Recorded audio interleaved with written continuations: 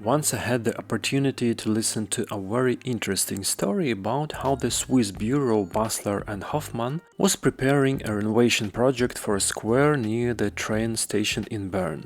And I was impressed by the approaches and values and how they are differs from those in more car-oriented countries like... By the way, what country are you thinking about now? So I thought this case is interesting enough to tell you about it. How streets are designed in car-oriented cities. Usually the greatest attention is focused on how many cars drive on them. For example, it is known that now every hour there is a certain number of cars driving down the X street, maybe with some issues. And over the time there will be much more of them.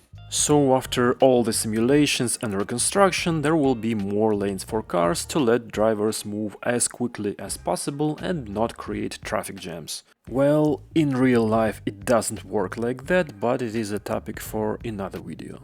And only then the remaining space will be distributed among the pedestrians, cyclists, street trees and everything else that should be there. And since street space is not endless, someone will not have enough of it for sure. And I'm willing to bet it won't be a car. So how did the Swiss approach to the work on the station square in Bern?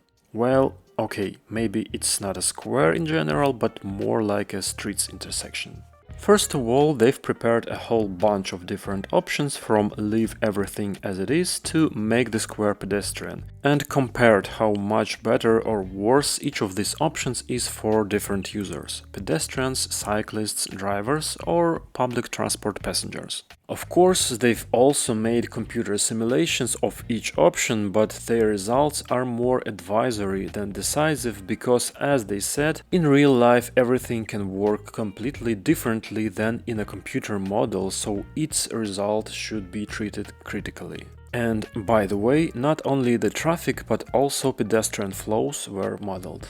The result of all these simulations and studies was the conclusion that it is possible to provide comfortable conditions for pedestrians and cyclists only when the carrying capacity for cars will be reduced by more than 30%. The black line here shows the current car traffic at the square. The red dotted line is the proposed maximum, so the red area is the amount of traffic that should be removed. And to bring these numbers into reality, there was developed a plan to change the settings of the traffic lights in the entire surrounding area in order to redirect the flow of cars to parallel streets and to prevent the congestion of intersections near a railway station. In addition to this, the number of cars that can enter the city every hour from the nearby autobahn also has been reduced minus 10,000 of cars every hour. By the way, the final planning itself turned out to be quite restrained and without super radical solutions.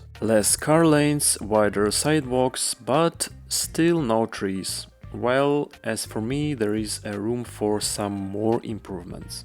But the general approach is, first of all, a comfortable, balanced space and only then the opportunity to drive the car, and not the other way around.